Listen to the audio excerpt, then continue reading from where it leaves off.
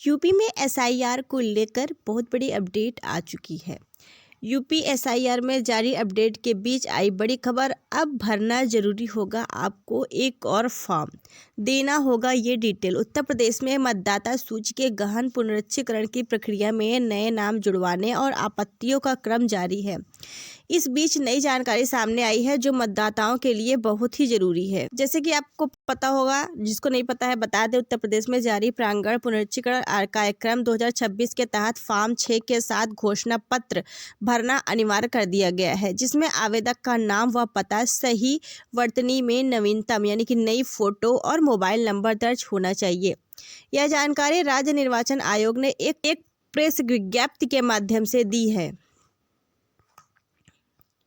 प्रमाण पत्र के लिए जन्म प्रमाण पत्र, आधार, पैन, ड्राइविंग लाइसेंस, शैक्षणिक प्रमाण पत्र या पासपोर्ट मान्य होंगे, जबकि दस्तावेज न होने पर निर्धारित आयु वर्ग के अनुसार शपथ पत्र व या स्थानीय निकाय द्वारा जारी प्रमाण पत्र स्वीकार किया जाएगा। वहीं निवास प्रमाण पत्र के लिए आधार, 1 वर्ष पुराना, बिजली, पानी, gas bill, bank passbook, passport, भूमि अभिलेख, किरायानामा या विक्रय विलेख देना होगा और इसके अभाव में स्थलीय सत्यापन कराया जाएगा। प्रेस विज्ञप्ति में कहा गया कि घोषणा पत्र में वर्ष 2003 की मतदाता सूची से स्वयं या परिजनों का विवरण भरना होगा। विवरण न मिलने पर नोटिस जारी किया जाएगा, जिसके जवाब में जन्मतिथि और जन्म स्थान से जुड़े निर्धारित अभिलेख प्रस्तुत करने होंगे, जबकि पात्र नागरिक पर ऑनलाइन या BLO ERO के माध्यम से ऑफलाइन फॉर्म 6 व घोषणा पत्र जमा कर सकते हैं। मुख्य निर्वाचन अधिकारी नवदीप रिंडवा ने बताया कि विशेष प्रांगण पुनरीक्षीकरण कार्यक्रम 2026 के अंतर्गत नागरिकों द्वारा भरे जाने वाले फॉर्म 6 के साथ घोषणा पत्र अनिवार्य रूप से भरा जाएगा। फॉर्म 6 में आवेदक का नाम व सही पता, शुद्ध वर्तनी में नवीनतम स्पष्ट फोटो, मतलब कि अच्छी और नई फोटो होनी चाहिए, और वर्तमान मोबाइल नंबर अंकित किया जाना आवश्यक है। UPSIR में आय प्रमाण पत्र के लिए क्या डॉक्यूमेंट लगेंगे वो आप जान लीजिए।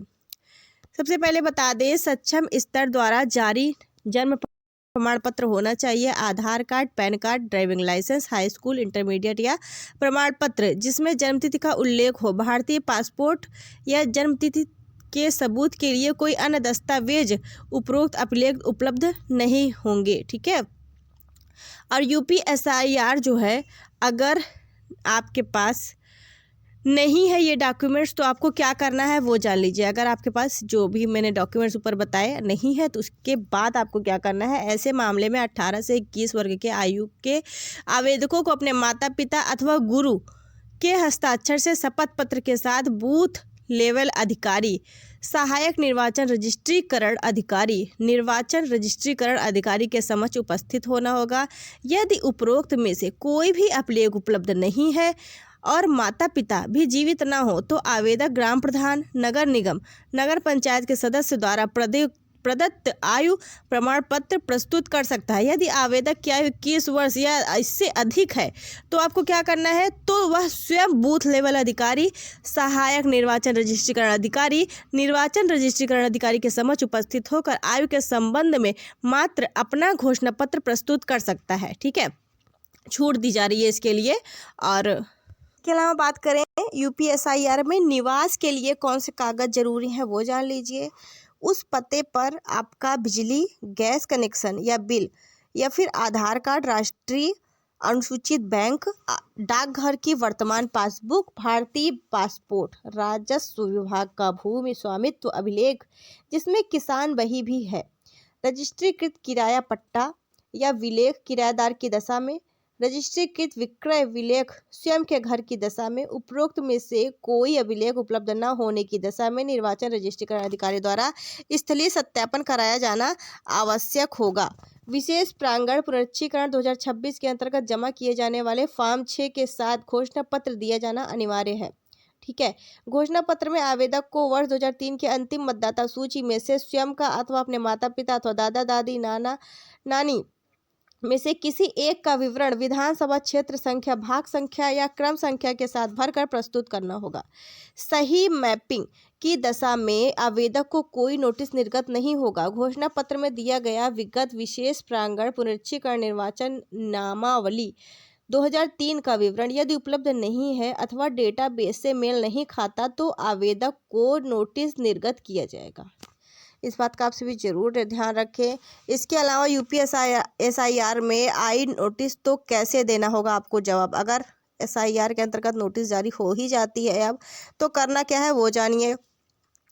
किसी भी केंद्र सरकार, राज्य सरकार, सार्वजनिक क्षेत्र के उपक्रम के नियमित कर्मचारी पेंशन भोगी को जारी किया गया कोई भी पहचान पत्र, पेंशन भुगतान आदेश जो कि 1/7/1987 से पहले सरकार, स्थानीय प्राधिकरणों, बैंक, डाकघर, LIC, सार्वजनिक क्षेत्र के उपक्रमों द्वारा भारत में जारी किया गया कोई भी पहचान पत्र, प्रमाण पत्र, अभिलेख। 3 सक्षम प्राधिकारी द्वारा जारी जन्म प्रमाण पत्र, भारतीय पासपोर्ट या फिर मान्यता प्राप्त बोर्ड विश्वविद्यालय द्वारा जारी मैट्रिकुलेशन शैक्षणिक प्रमाण पत्र या सक्षम राज्य प्राधिकारी द्वारा जारी स्थानीय निवास प्रमाण पत्र, वन अधिकार प्रमाण पत्र, सक्षम प्राधिकारी द्वारा जारी OBC, SC या ST या कोई भी जाति प्रमाण पत्र हो या फिर राष्ट्रीय नागरिक रजिस्टर हो, राज्य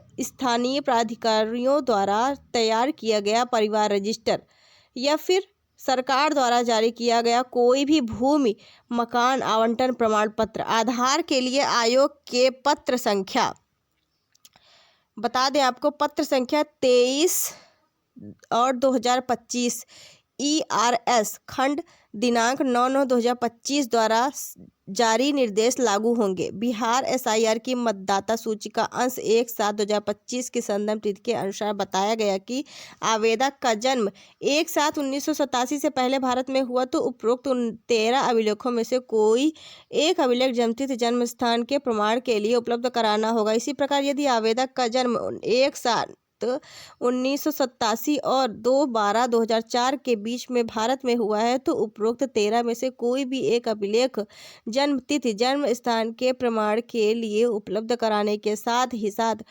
उक्त सूची में से माता पिता का जन्म तिथि जन्म स्थान के प्रमाण पत्र का अभिलेख भी उपलब्ध कराना होगा।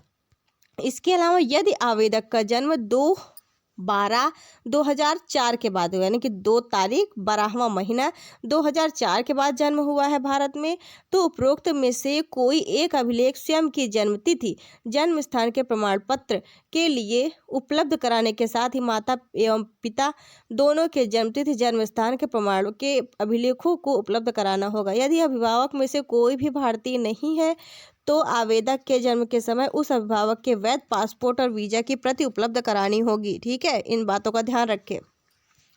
इसके अलावा voter.government.in पर भी यानी कि सरकारी वेबसाइट पर भी आवेदन यदि आवेदक का जन्म भारत के बाहर हुआ है तो विदेश में भारतीय मिशन द्वारा जारी जन्म पंजीकरण प्रमाण पत्र संलग्न किया जाना होगा और यदि पंजीकरण नागरिकीकरण द्वारा भारतीय नागरिकता प्राप्त की गई है तो नागरिकता पंजीकरण प्रमाण पत्र संलग्न करना होगा।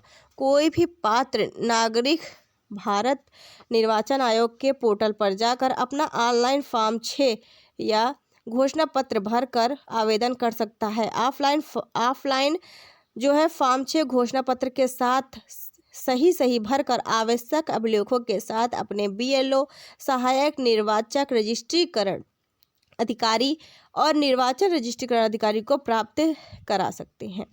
तो यह थी आप सभी के लिए सारी अपडेट्स जो मैंने आप सभी के साथ शेयर की हैं।